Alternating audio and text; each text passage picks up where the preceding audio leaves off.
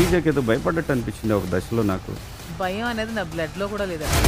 నీ గురించి విన్నాను, కొంచెం కొవ్వెక్కువని. కానీ ఇప్పుడు చూశాను, కొంచెం కాదు చాలా ఎక్కువ. మిమ్మల్ని ఇప్పుడు ఏమని పిలవాలి మేము? మాధవియా, మాధురియా? నా పేరు మాధురి, మాధవి కాదు.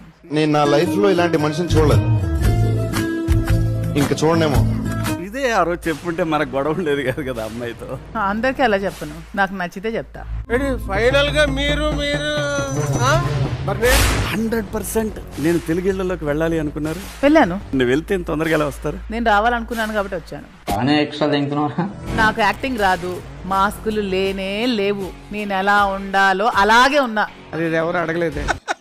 వేసేసాడు, బాగా వేసేసాడు. బిగ్ బాస్ లో ఎప్పుడు కూడా ఎంత పెద్ద తోపు ఉన్నా సరే, ఇప్పుడు ఎవరు తోపులు అనుకోవట్లేదు, తోపు అనట్లేదు.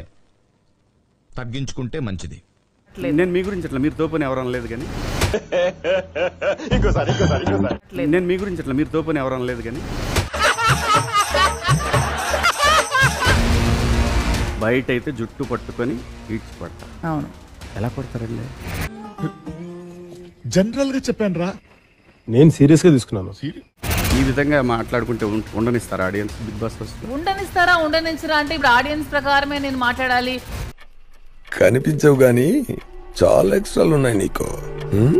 మీరు అందుకే వచ్చారు కదా ఇక్కడికి. నేను వెళ్ళాలనుకున్నాను వెళ్ళాను, నేను రావాలనుకున్నాను వచ్చాను. అంటే ఓడిపోయిన తర్వాత నేను కావాలని ఓడిపోయినట్టు ఎలాగండి?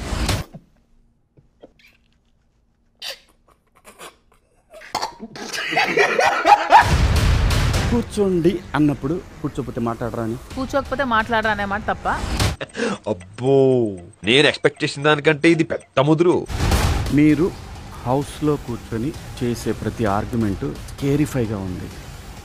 కరెక్ట్, ఇది కరెక్ట్ గా చెప్పావయ్యా. ప్రతిదీ ఆర్గ్యుమెంట్. అమ్మ తల్లె నాకు కాదమ్మా, లోపల ఉన్న సాయికి. మీ ఊళ్ళో తెలివితేటలు ఇక్కడ వాడకు.